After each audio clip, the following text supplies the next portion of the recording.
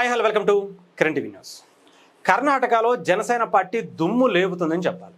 రాబోయేటువంటి ఎన్నికలే టార్గెట్గా జనసేన పార్టీ ఇప్పటి నుంచే తన కార్యక్రమాలు చాలా భారీ ఎత్తున మొదలుపెట్టినటువంటి పరిస్థితి మనకు కనిపిస్తూ ఉంది.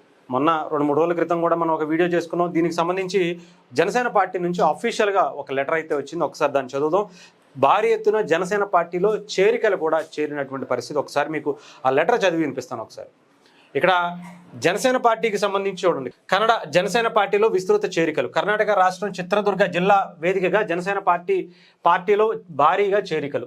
జనసేన పార్టీ అధినేత శ్రీ పవన్ కళ్యాణ్ గారి భావజాలం ప్రాంతాలకు అతీతమైనది అని చెప్పి అటు రామ్ తాళ్ళూరి గారు అలాగే కొణిదెల నాగబాబు గారు కూడా ఈ ప్రోగ్రాంలో జాయిన్ అవ్వడం జరిగింది.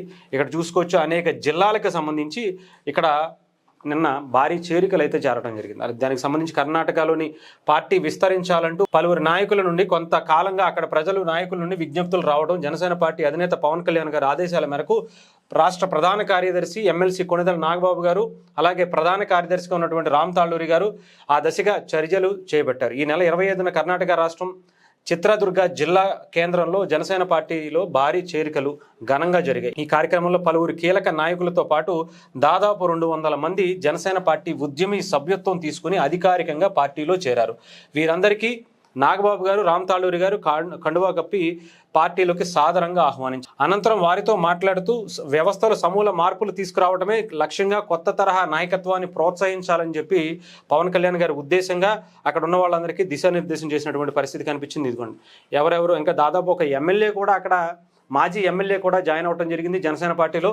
అలాగే ఇక్కడ చూసుకోవచ్చు నిజంగా భారీ ఎత్తున అంటే ఇంత 200 మంది ఉద్యమి సభ్యులుగా జాయిన్ అయ్యి ఇక్కడ తీసుకోవటమే కాకుండా ఇక్కడ మీరు గనక చూసుకుంటే ఏ రేంజ్లో జనసేన పార్టీకి సంబంధించి ఇక్కడ ఎంత పెద్ద మీటింగ్ జరిగిందో చూడండి. ఇది నార్మల్గా ఏ తెలంగాణనో ఆంధ్రప్రదేశ్ అనుకుంటే నిజంగా అంతకన్నా భారీ రేంజ్లో ఇక్కడ జనసేన పార్టీకి కర్ణాటకలో ఒక బలమైనటువంటి ప్లేస్ అని చెప్పాలి. అంటే అక్కడ ఉండేటువంటి రాజకీయ పార్టీలు అలాంటి ప్లేస్లో ఇక్కడ ఇంత బలమైనటువంటి జనసేన పార్టీకి సభ్యత్వాలు తీసుకుని ఇక్కడ నిలబడేటువంటి స్థాయికి వచ్చారు అంటే సో డెఫినెట్గా జనసేన పార్టీ రేపు కర్ణాటక ఎన్నికల మీద ఫోకస్ చేయబోతుంది.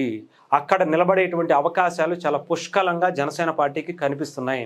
ఇప్పటికే మాజీ ఎమ్మెల్యేలు కావచ్చు, కొంతమంది అక్కడ వ్యాపారవేత్తలు కావచ్చు, అనేక మంది చిన్న చిన్న కూలీల నుంచి కూడా అందరూ కూడా జనసేన పార్టీ పవన్ కళ్యాణ్ గారి పట్ల జనసేన భావజాలం పట్ల ఆయన చూపించేటువంటి పరిపాలన పట్ల ఆకర్షితులయ్యారని చెప్పాలి. దానికి సంబంధించి ఈరోజు చూసుకుంటే కనుక ఇంత భారీ ఎత్తున అసలు నేనైతే ఎక్స్పెక్ట్ చేయలే. అసలు ఆ చిత్రదుర్గ జిల్లా హెడ్ క్వార్టర్లో అసలు ఎటు చూసినా జనసేన పార్టీకి సంబంధించినటువంటి ఫ్లెక్సీలు, జెండాలు, హోర్డింగ్లే కనిపించాయి తప్ప అసలు ఇది ఏదో ఆంధ్రప్రదేశో లేదంటే ఏ తెలంగాణలో ఉన్నాయి అనుకోవచ్చు. కానీ ఇంత భారీ ఎత్తున కర్ణాటకలో ఒక జిల్లా హెడ్ క్వార్టర్స్లో ఇంత భారీ అసలు ఎక్స్పెక్టేషన్ అయితే నేనైతే ఊహించలేదని చెప్పాలి. సో ఏదేమైనా సరే ఆ దశగానే అడుగులు వేస్తుంది ఈసారి జనసేన పార్టీ. కర్ణాటకలో నాకు తెలిసి చాలా బలమైనటువంటి ముందడుగు పడబోతుంది. రాబోయేటువంటి కర్ణాటక ఎలక్షన్స్లో జనసేన పార్టీ కొంచెం ఎక్కువగానే ఆల్మోస్ట్ ఒక సంవత్సరం నుంచి 2 సంవత్సరాల వరకు ఉంది. కాబట్టి ఈ గ్యాప్లో జనసేన పార్టీ చాలా బలమైనటువంటి అడుగులు అక్కడ వేసుకుంటూ రాబోయేటువంటి ఎన్నికల్ని టార్గెట్ చేసుకుని వెళ్ళేటువంటి అవకాశాలు కూడా చాలా బలంగా ఉన్నాయి.